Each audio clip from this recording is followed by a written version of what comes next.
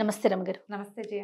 రమగారు, మనము ముల్లా నసరుద్దీన్ కథలు చెప్పుకుంటూ ఉన్నాం కదా, ఒకటి చెప్పుకుందామా? బుజ్జి బుజ్జి కథలు కదా.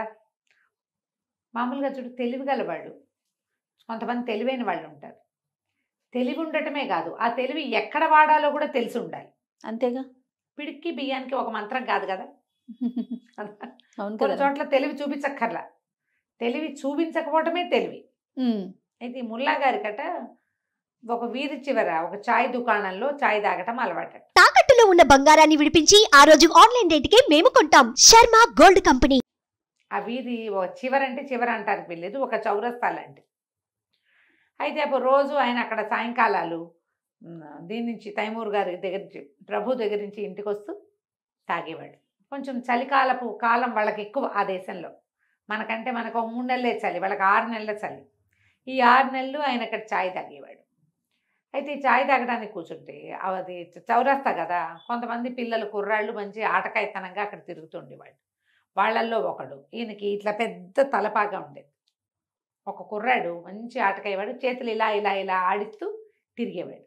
అలా చూసి చూడనట్టు తనది కాదన్నట్టుగా అలా చేయాడిచ్చి ముల్లా గారి తలపాగాని కొట్టేవాడు. వాడు కావాలని తలపాగా పడిపోయేది. వాడు ఆయన ఉన్న టైంలో కనుక వాడు వచ్చాడు అంటే గ్యారంటీగా ఈయన తలపాగా మీదే వాడు చెయ్యి ఉండేది. ఓహో, ఏం చేస్తారో చూద్దాం. తుంటరితనం, తుంటరి వాడు. అయితే ఒకసారి అయింది, ఎరా అబ్బాయి ముల్లగారు ఇది కొట్టావు అంటే, అవునా నేను చూడలేదు, అయ్యో నా చేయి తగిలిందేమో అలా అనేవాడు. క్రమంగా అర్థమైంది వీడు ఆయన్ని టార్గెట్ చేస్తున్నాడు అని. ఆయన ఏదైనా అనాలి, ఎవరేమంటారు ఎంతసేపు. అయితే షాప్ అతను చాయ్ పత్త దుకాణం ఉందిగా, చాయ్ దుకాణం వాడు అడిగాడు, ముల్లా మీరెంతో తెలివైన వారు, మీరెంతో తెలివైన వారు కదా, వీడిని కంట్రోల్ ఎందుకు చెయ్యరు మీరు, వాడికి చెప్పచ్చు కదా అంటే ఈయన ఏమన్నాడంటే, ఏముంది ఇప్పుడు నష్టం, పెద్ద నష్టమేం లేదు, నేను ఇవాళ చెప్పడం వల్ల కాదు, వాడికి ఏనాడు తెలియాలో ఆనాడు తెలుస్తుంది ఇది చేయకూడని పని అని. ఇప్పుడు తుండ్రితనం ఒకసారి పొరపాటు జరిగింది, నేనేం అనలేదు, వాడు ప్రతిసారి నా టోపీ ఎగురుకొట్టి ఆనందిస్తున్నాడు, ఆనందించని ఎన్నాళ్ళలో వాడి ఆనందం చూద్దాం. పైగా ఇది రోజు జరగదు, ఎప్పుడో ఒక రోజు నేను ఇక్కడ ఉన్నప్పుడు వాడు వచ్చినప్పుడు జరుగుతుంది. ఆ ముల్లా అక్క కార్నర్కి కూర్చునేవారు. అలా కొన్నిసార్లు జరిగింది. వాడి తుండ్రితనం మానుకోలా. వాడు మిగిలిన వాళ్ళతోటి కంటే ఈయన్ని చూస్తేనే వాడికి మంచి ఉత్సాహంగా ఉండేది. చలికాలపు చివరి రోజుల్లో ముల్లా గారికి కొంచెం అస్వస్థత చేసి ఆయన రాల. అయితే ఒకరోజు ఆ కుర్రాడు ఆ బజారుకు వచ్చినప్పుడు ముల్లా గారు కూర్చునే ప్లేస్లో ఒక సైనికుడు కూర్చున్నాడు. కాస్త అటు ఇటుగా టోపీలు ఒకేలా ఉండే. వాడు వచ్చి దాన్ని ఇలా అన్నాడు. సైనికుడు కత్తి మీదకి వెళ్ళింది ఆయన చెయ్యి. ఏమవుతుంది, గట్టిగా తగిలింది. వాడికి బుద్ధి ఎలా వచ్చింది, ఎవరి మీద చేయకూడదనే బుద్ధి అప్పుడు ఒక్క దెబ్బకి వచ్చింది. నసిరుద్దీన్ ఐడియాలు ఇలా ఉంటాయి. మనం మొక్కై వంగంది మానే వంగదని చెప్పుకుంటావా, మానైనా సరే ఉంచుతాడైనా. ఇప్పుడు చూడు, కుర్రాడు 10 సార్లు చేశాడు ముల్లా గారితోటి, నసిరుద్దీన్తో 10 times చేశాడు. చివరికి సైనికుడు కత్తిపోటు తిన్నాడు. మళ్ళీ జీవితంలో చేస్తాడు. ఒకవేళ నసిరుద్దీనే అంటే నేను చూడలేదని అదని ఇదని ఏదో ఒకటి అని తను కాకపోతే ఇంకోళ్ళతోటనే చేయించేవాడు వాడు. అంతే. ఇప్పుడు ఎవరితోటైనా చేయిస్తాడు, సాహసం కూడా చేయడు. అయిపోయింది కదా. బాగుంది, ఎంత బాగా చేశాడు చూడు. ఒకసారట నసిరుద్దీన్ గారు ఒక బజార్లో నడిచొస్తున్నాడు. ఆ బజార్లో ఒక 4 పిల్లలు మాట్లాడుకుంటారు. వాళ్ళకి ఒక సంచి దొరికింది. ఎవరో వెళ్ళిపోతూ పారేసుకున్నారు. అందులో అక్రోట్స్ ఉన్నాయి, పళ్ళు మన ఉంటాయి కదా, ఏమంటారు మన అక్రోట్లు అంటే ఏమనాలి, బాదం పప్పు, బాదం కాయలు అలా కాదు చెప్తా, కాయల పేరు రావట్లేదు, మన వాల్నట్స్ అనాలి వాటిని. కాయలు ఉన్నాయి.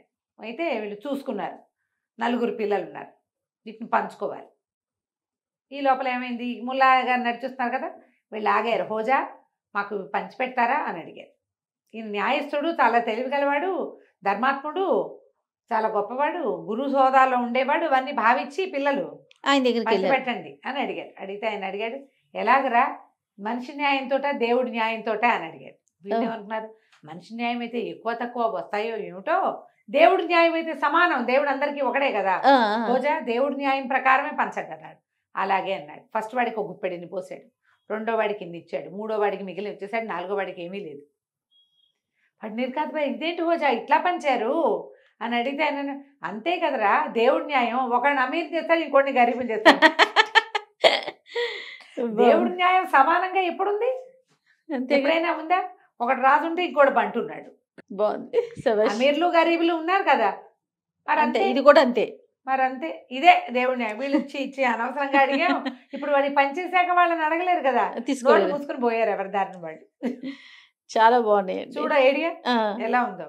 ఓసారట ఈయన ఏకాంతం కావాలనిపించింది టైం. ఈ జనాల్లో పడి చచ్చిపోతున్నాం, ప్రతి వాళ్ళు అడిగి చంపేస్తున్నారు, సలహాలు అడుగుతారు, మంచి మాటలు అడుగుతారు, మాట్లాడకూడదని ఏకాంత కోసం ఎక్కడో కొండల్లోకి వెళ్ళిపోయాడు. కొండల్లో ఒక్కడే ఆయన ఏదో తిన్నగా పులుసులు అవి కాచుకుని తాగుతూ, సూపులు లాంటివి తాగుతూ ప్రశాంతంగా ధ్యానం చేసుకుంటున్నాడు. అయితే ఒక విద్యార్థి, ఒక అతను అత్యద్భుతమైన గురువు కావాలని వెతుక్కుంటూ వచ్చాట. వాడు ఎలాంటి గురువు అంటే, ఎలాంటి విద్యార్థి అంటే వాడు గురువు కళ్ళు మూసుకున్నా కళ్ళు తెరిచినా కూడా అందులో నుంచి ఒక విద్యను సంపాదించుకునే ఆలోచన ఉన్నవాడు. ఓ మంచి చలికాలం అంట. వాడు ఇలా ముసుగేసుకుని ఇట్లా కంబళి కప్పుకొని వణుక్కుంటూ వస్తున్నాడు. వస్తుంటే సరే ఈ గుహ దగ్గరికి వచ్చాడు. హోజా ఈయన ఎక్కడున్నాడో ముల్లా నసరుద్దీన్ అక్కడికి వచ్చాడు. ఆయన చూశాడు. చూసేసరికి ఆయనకి ఏమనిపించింది, ఈయన చూడంగానే అని వాడి మొహం వికసించింది. ఎంతో సంతోషించాడు. గురువుని వెతుకుతున్నాను నేను, నా గురు దర్శనం లభించింది. ఇట్లా కొండ గుహలో ఒంటరిగా తపస్సు చేసుకుంటున్నాడంటే ఆయనకి ఎంత జ్ఞానం, ఆయన జ్ఞాని కదా. ఈ జ్ఞానం చూసేసరికి వాడి ముఖ కమలం వికసించింది. అంత ఆనందంగా వచ్చిన వాడిని చూసి పాప ఆయన వెళ్ళిపో అని అనలేక, రా బాబు రా, లోపలికి రా, చాలా చలిగా ఉంది అని పిలిచాడు. అయితే ఏం చేశాడు, అతను వచ్చేసరికి ఈయన రమ్మన్నాడు. కానీ ఇది చేసుకోవడానికి నమాజ్ చేసుకోవడం కోసం ఒక తివాసీని ఇట్లా వేస్తున్నాడు. వేస్తుంటే వీళ్ళు ఇట్లా కొంకర్లు పోతున్నాడు చలికి. వేసేసాక ఫుఫ్ అని ఊదుకుని చేతులు ఇట్లా ఇట్లా ఇట్లా నలుపుకున్నాడు. ఫుఫ్ అని ఊదేసరికి ఎందుకు అలా ఊదుకుంటున్నారు అన్నాడు. చేతులు వేడెక్కించడానికి నాయన అని చెప్పాడు. చేతులు వేడెక్కించడానికి ఊదాలన్నమాట అని తెలుసుకున్నాడు వీడు. చాలా బాగుంది. అక్కడి నుంచి ఏమైంది, ఈయన నమాజ్ అయిపోయింది. వచ్చిన దాన్ని పులుసు ఏదో పొయ్యి మీద పెట్టుకున్నాడు ఆ గుహలో.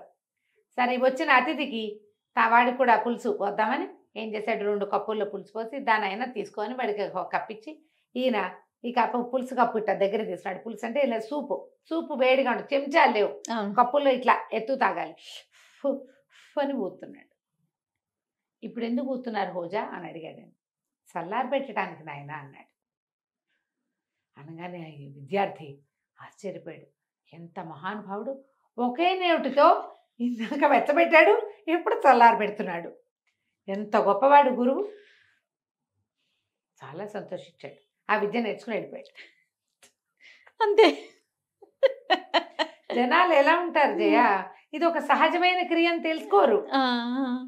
ఇది ఒక సహజం. చాలా మంది ఉంటారు అట్లా, చాలా మంది ఉంటారు. విద్యార్థులు ఉంటారు కదా, ఒక్కొక్కళ్ళు ఒక్కొక్క రకం ఉంటారు. ఆయన చాలా సంతోషించి అద్భుతమైన క్రియ తెలుసుకున్నాను, ఒక నోటితోటే అది చేయొచ్చు, ఇది చేయొచ్చు. శభాష్ శభాష్. అంటే ఇప్పుడు చూడు, దాన్ని అప్లై చేస్తాడు జయ. ఒకే నోటితో తిట్టచ్చు, పొగడచ్చు, అంతేగా కదా. ఇది నేర్చుకున్నట్టేగా. అంతే. అద్భుతమైన విద్య నేర్పించాడు ముల్లా గారు. ఆయన వేరే జస్టర్ తోటే ఆయన పని ఆయన చేసుకుంటూ ఈయనకు అర్థమయ్యేలా చేశాడనమాట. వెళ్ళిపోయాడు. ఇలాంటి బుజ్జి కథలు అనేకం. ముల్లా నసరుద్దీన్ ఓసారట ఈయన ముల్లా గారు ఏదో ఊరెళ్ళి ఓ సత్రంలో గుర్రాన్ని గాడిదని కట్టేసి, అప్పుడంతా గాడిదలే, పడుకున్నాడు. పడుకుంటే ఆయన మధ్యాహ్న పూట నిద్రలో ఆయనకి తన ఒక గాడిద పిల్ల అయిపోయి ఊరంతా ఆనందంగా తిరుగుతున్నట్టు కలొచ్చింది. లేచి చూసుకున్నాడు. చూసుకుంటే ఏమిటి, నేను ఇలా అలా కనిపించాను, గాడిదని ఇలా మనిషిని అయిపోయాను ఏమిటో అని చెప్పి గాడిదని ఎక్కుదామని బయటికి వెళ్ళేసరికల్లా ఆయన గాడిద కనపడలా. గాడిద పోయింది. ఇప్పుడు ఎట్లా ప్రయాణం? వచ్చి ఏం చేశాడు, ఆ సత్రం అరుగు మీద నిలబడి, నేను ఎవరినో తెలుసా, తైమూర్ గారి అనుయాయిని, నా గాడిద పోయింది. గాడిద పోయినప్పుడు, తన గుర్రం పోయినప్పుడు తైమూర్ ఏం చేశాడో నేను అది చేసేస్తా. గంటలో నా గాడిద నాకు కావాలి, లేకపోతే తైమూర్ చేసిన పని నేను చేస్తాను. రాజుగారైన తైమూరు తన గుర్రం పోయినప్పుడు ఎలాంటి క్రియ చేశాడో ఆ క్రియ చేస్తాను అన్నాడు. అనగానే ఆ సత్రంలో ఉన్న వాళ్ళంతా హడిలిపోయారు. అయ్యే బాబాయ్, తైమూరు అనుయాయి అయినా, ఆయన పరమ క్రూరుడు, కొంప మునిపోతుందని వీళ్ళంతా తలా ఒక పక్కకి పరిగెత్తి గంటలో గడిదని తెచ్చి కట్టేశారు. దాని ముందు ఇంత గడ్డి కూడా వేశారు. ఈయన చూసుకున్నాడు. లోపల ఛాయ్ తాగేసి వచ్చి గాడిదని తీసుకుని బయలుదేరాడు. ఆ సత్రం బయట నుంచిన వాళ్ళంతా బాబా ఆగండి, తైమూర్ ఏం చేశాడో చెప్పండి. తైమూర్ ఏం చేశాడు? తన గుర్రాన్ని కోల్పోయాడు తైమూర్. అప్పుడు ఏం ఒకసారి. చేశాడు? అప్పుడు తైమూర్ ఏం చేశాడు? మీరు ఏం చేయబోయేవారు? ఉమ్, మీ గుర్రం పోయింది కదా, మేమంటే పట్టించేసామనుకోండి, ఓవేళ మేము కనుక గాడిదని తేలేకపోయి ఉంటే తైమూర్ చేసిన పని మీరు చేస్తానన్నారు కదా, ఏం చేసేవారు? అదేమిటి? తైమూర్ ఏం చేశాడు? ఏముంది, గుర్రం దొరికేదాకా జీన్ భుజం మీద వేసుకుని నడిచాడు. ఈయన కూడా అదే పని చేసేవాడు అంతేగా. తైమూర్ చేసిన పనే చేస్తానన్నాడు. బాగుంది ఆయన ఏదో చంపేస్తాడు పొడి చేస్తాడు అనుకుని గుర్రాన్ని గాడిదని పట్టుకొచ్చేస్తారు కదా, జీన్ భుజం మీద వేసుకుని నడుచుకుంటూ వెళ్ళిపోయాడు. ఎక్కడో గుర్రం దొరికినప్పుడు జీన్ వేసుకున్నాడు దాని మీద. బాగుంది. కంచికి మనం ఇంటికి. చాలా బాగున్నాయండి. నమస్తే.